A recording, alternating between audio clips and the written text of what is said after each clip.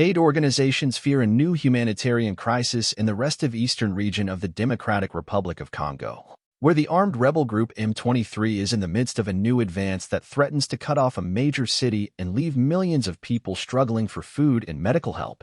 Eastern Congo has been beset by conflict for years, with M23 among more than 100 armed groups vying for a foothold in the mineral-rich area near the border with Rwanda.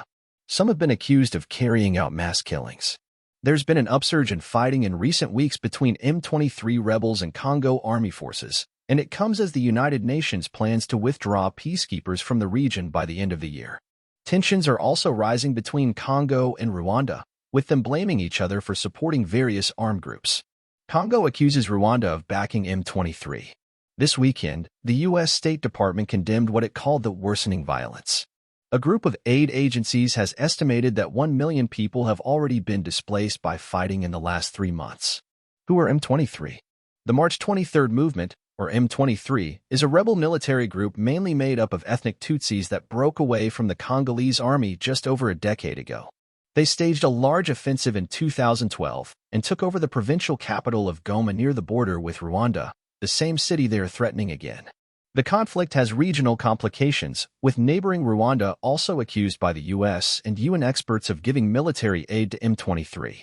Rwanda denies that but effectively admitted on Monday that it has troops and missile systems in eastern Congo. Rwanda said that is to safeguard its own security because of what it claims is a buildup of Congo army forces near the border. Rwanda has rejected calls from the U.S. to withdraw.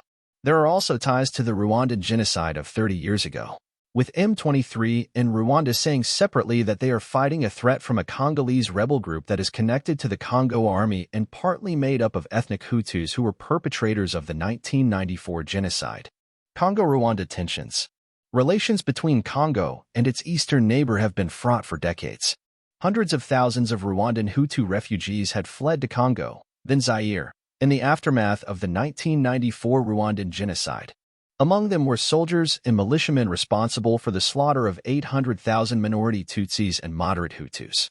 2 years after the genocide, Rwanda and Uganda invaded eastern Congo to try and root out what remained of those genocide perpetrators, which led to the toppling of then-Congo President Mobutu Sese Seko. Tensions between Congo and Rwanda escalated in 2021 with the resurgence of M23 attacks on Congolese soldiers after nearly a decade of relative inactivity due to a 2013 peace deal. The presence of so many armed groups is believed to be connected to illegal mining, with eastern Congo rich in gold and other minerals. What's happened in recent weeks? M23 launched new attacks late last year and has ramped them up in recent weeks. The group is now threatening to take the key town of Sake, about 27 kilometers west of Goma. That could cause food and aid supplies to be cut off from Goma, which had a population of around 600,000 a few years ago, but now holds more than 2 million people, according to aid agencies, as people flee violence in surrounding towns and villages. The advance of rebels on Sake poses an imminent threat to the entire aid system in eastern Congo, the Norwegian Refugee Council said. It said 135,000 people were displaced in just 5 days in early February. The violence has also sparked protests from the capital, Kinshasa, to Goma, with angry demonstrators saying the international community is not doing enough to push back against M23 and not taking a hard enough stance against Rwanda. What's at stake? The new fighting could lead to an escalation of regional tensions and involve more countries. As the UN winds down its 25-year peacekeeping mission in eastern Congo, a multinational force under the Southern African Regional Bloc is set to step in. That force will include soldiers from regional power South Africa, Malawi, and Tanzania.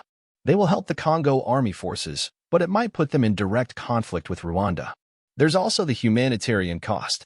The International NGO Forum in Congo, a group of non-governmental organizations working in the region, said the escalation in fighting has involved artillery attacks on civilian settlements, causing a heavy toll and forcing many health and aid workers to withdraw.